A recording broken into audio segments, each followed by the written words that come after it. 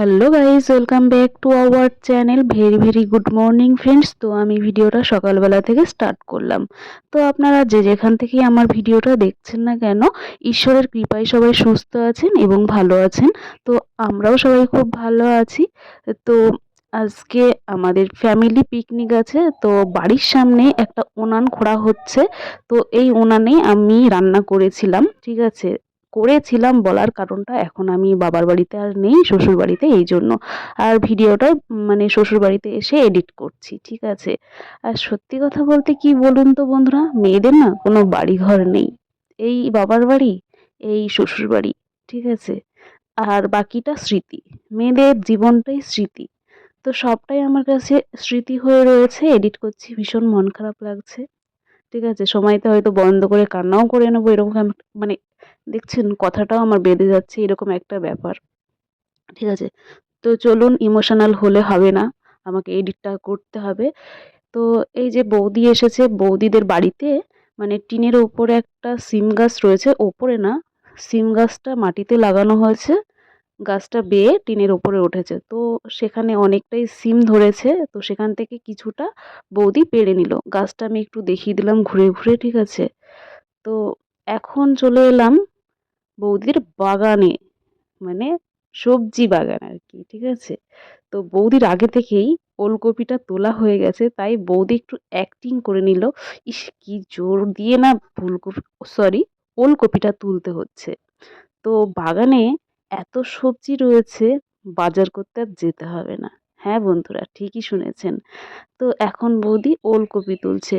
তো একটাই দুঃখের বিষয়, ওলকপিগুলো একটুও বড় হয়নি, সব ছোট ছোট রয়েছে, আর বড় হবে না। অনেকগুলো ওলকপি ফুটেও গেছে। সরি, ওলকপি বলছি কেন, ফুলকপি। আমি ওলকপি আর ফুলকপির মধ্যে বারবার গলিয়ে ফেলছি। এই যে ফুলকপি, তো ফুলকপিগুলো ফুটে গেছে। তো বৌদি বললো এগুলো ভেজে খিচুড়িতে দেওয়া হবে, তাই জন্য নেওয়া হচ্ছে। তো সবার ঘরে ফুলকপি ওলকপি সবই আছে, সবাই সবটা দিয়েছে, ঠিক আছে। তো বৌদির বাগান থেকে কিছুটা নেওয়া হলো। এবার চলে এলাম এই সাইডটায়, এখানে রয়েছে পালং শাক, তারপরে পুনকার শাক। আর বৌদি এটা কি দেখাচ্ছে বলুন তো, এইটা যে ক্যাসার আলু বলে অনেকে, অনেকে শাক আলু বলে, ঠিক আছে। তারপরে জলপাই আলু বলে, যে যেরকম বলে থাকুক। তো বৌদিদের বাড়ির সাইডে একটা গাছ হয়েছিল, তো মাটি খুঁড়তে খুঁড়তে এত বড় লম্বা আলু পেয়েছিল, কিন্তু দুঃখের বিষয় এটা আলু নামে পরিচিত, কিন্তু খাওয়ার পরে গলা। সবজি বিক্রেতা এটা, একটু মুখটা দেখান। কি কি সবজি আছে গো আপনার? মূলা আছে, ফুলকপি আছে, ওলকপি আছে, শিম আছে। এই যে দেখো শিম, অনেকটাই শিম। নিয়ে নাও 2 টাকা। বৌদি এমন ভাবে গলা চুলকিয়ে গেছিল, যাতে করে বৌদির 5 থেকে 6টা লেবু লেগেছিল গলাটাকে মানে ঠিকঠাক করতে, চুলকানোর হাত থেকে। তো এই সাইডে প্রিপারেশন নেওয়া হচ্ছে রান্নার জন্য আর কি, সবজি কাটাকুটি চলছে। আর ওই সাইডে না মা চাল মেপে দিচ্ছে, ডাল মেপে দিচ্ছে, মানে মার ডিপার্টমেন্ট ওটা। তো এখানে আমরা সবাই মিলে কাটছিলাম। বিশেষ করে আমিই কাটছিলাম, তারপরে সবাইকে লাগিয়ে দিলাম, কেননা স্নান করে আমাকে রান্না করতে হবে। এই জন্য আমি বললাম তোমরা এখন সবজিটা কিছুটা কেটে দাও, আমি এখন রান্নার জন্য মানে রেডি হই আর কি, মানে স্নান টান করতে হবে। আর এইদিকে মানে আমার কাকিমা দাঁড়িয়ে আছে। তো কাকিমার ভিডিও করছি, পোজ নিতে যাচ্ছে সবে, ঠিক আছে। এই হচ্ছে ব্যাপার। আর এত সকাল থেকে কাজ করতে করতে এত পরিমাণে খিদে পেয়ে গেছে, কি আর বলবো বন্ধুরা। তো এখন আমি বৌদির বাড়িতে একটু সেদ্ধ ভাত আর ডিমের তরকারি দিয়ে খেয়ে নিলাম।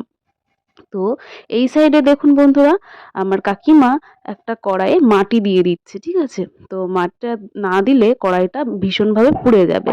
আর এই সাইডে আমার কাকা মানে পাটকাঠি আগার দিকটা কেটে দিচ্ছে, কেননা আমার কাকিমা পাটকাঠি নিয়ে আসার পরে কাকিমাকে বলছে তুমি আমার পাটকাঠিগুলো কেন নিয়ে এসেছো, এগুলো থেকে আমি শলি বের করব এবং পটলের গাছগুলো ঠিক করতে হবে, মানে চালা তৈরি, মানে কি বলে আমি জানি না ভালো করে, চালা কি টাল, যাই হোক একটা হবে, ওইগুলো তৈরি করবে। তো এই সাইডে আমি রান্না বসিয়ে দিয়েছি, ওখানে আলু টালু ভাজছি, ঠিক আছে। আলু গাজর ভেজে নিচ্ছি, তরকারি, এই যে তরকারি হয়েও গেছে, ঠিক আছে এই সাইডে। আর ওইটা কিসের জন্য বলুন তো, ওইটা হচ্ছে খিচুড়ির জন্য। তো একটু ভেজে নিলে কি হয়, স্বাদ হবে খেতে। তো এই সাইডে সব কিছুই রেডি হয়ে গেছে, এখানে টমেটো কাটা হয়ে গেছে, ঠিক আছে। আর এখানে আমি বাদামটা তেল ছাড়া ভেজে রেখে দিয়েছি, এটার খোসা ছাড়িয়ে নিতে হবে, ঠিক আছে। তো এখন আমি ভালো করে আলু আর গাজরটাকে ভেজে নেব, মানে ভাজতে ভাজতে প্রায় সেদ্ধ হয়ে যাবে। আর খিচুড়িটা নামানোর আগ দিয়ে মানে এই ভাজা সবজিগুলো আমি দিয়ে দেব, ঠিক আছে। আর খিচুড়িতে দেব আলু, গাজর আর ফুলকপি, বাদাম, ব্যাস। আর পিকনিক মানেই খিচুড়িটা সব থেকে বেস্ট। ঘরে তো আমরা নিত্যদিন এটা ওটা তো খেয়েই থাকি, আর সবার সাথে খিচুড়িটা খাওয়ার আনন্দটাই আলাদা, তাই না বন্ধুরা? তো এই সাইডে খিচুড়িটা বসানো হয়ে গেছে, চালে ডালে সেদ্ধ হচ্ছে আর কি, ঠিক আছে। আমি একটু বিশ্রাম নিচ্ছি, মানে ভিডিও করছি। আমি যখন রান্না করছিলাম তখন ভিডিও করে দেওয়ার কেউ ছিল না, সবাই সবার মতো ব্যস্ত আনন্দ করতে, ঠিক আছে। তো মা বলল, তুই অনেকক্ষণ ধরে রান্না করছিস, তো এবার একটু ওঠ, আমি একটু জাল দিয়ে দিই। তো উঠলেই কি হবে, ওঠার পরেও অনেক কাজ থাকে, ঠিক আছে। তো এদিকে তো চালে ডালে সব তো সেদ্ধ হয়ে এসেছে, তার মানে ফোড়নের রেডি করতে হবে, বুঝেছেন? তো মার একটু কষ্ট হচ্ছে, মার থাইরয়েড আছে, তার জন্য মার একটু শরীরটা ফোলা। ওই যে বললাম কাজ আছে, তো এই সাইডে আমি চলে এসেছি ফোড়নের জন্য। পাঁচ ফোড়ন, লঙ্কা, তারপরে মশলা, আদা, জিরে, টমেটো সবটাই একটু ফ্রাই করছি। অনেকটাই তেল লাগবে, অনেকটা খিচুড়ি, তার জন্য ছোট্ট একটা কড়াইয়ে আমি মশলাটাকে একটু কষিয়ে নিচ্ছি, গ্যাসে কষাচ্ছি খড়ের ভেতরে এসে, ঠিক আছে। এরপরে আমি জমির টাটকা ধনেপাতা নিয়ে চলে এসেছি, দেখুন। তো খিচুড়িতে একটু ধনেপাতা দিলে বেশ মন্দ লাগে না, ভালোই লাগে। তো যার জন্য আমি একটু ধুয়ে পরিষ্কার করে নিলাম, ঠিক আছে। এবার মানে সব কিছু হয়ে গেছে, রান্না বান্না কমপ্লিট, সবাইকে আমি খেতে দিয়ে দিলাম। আর খিচুড়ি খাবো কলার পাতাতে, এটা হয় না, এটা কি মানা যায়? কলার পাতা ছাড়া খিচুড়ি কখনোই জমে না। কলার পাতার খাওয়ার আনন্দটাই আলাদা, তাই না বন্ধুরা? তো সব্বাইকে দিয়ে দিয়েছি কলার পাতায় খিচুড়ি। আর এই সাইডে কড়াইটা উনান থেকে নামিয়ে রেখেছি। আজকের মেনুতে ছিল খিচুড়ি, চাটনি, পাঁপড় আর একটা লাবড়া তরকারি। এই হচ্ছে আজকের মেনু, ঠিক আছে। সব্বাইকে একটু ঘুরিয়ে ঘুরিয়ে দিচ্ছি। আরে আমি তো ভুলেই গেছি সবার সাথে পরিচয় করিয়ে দিতে।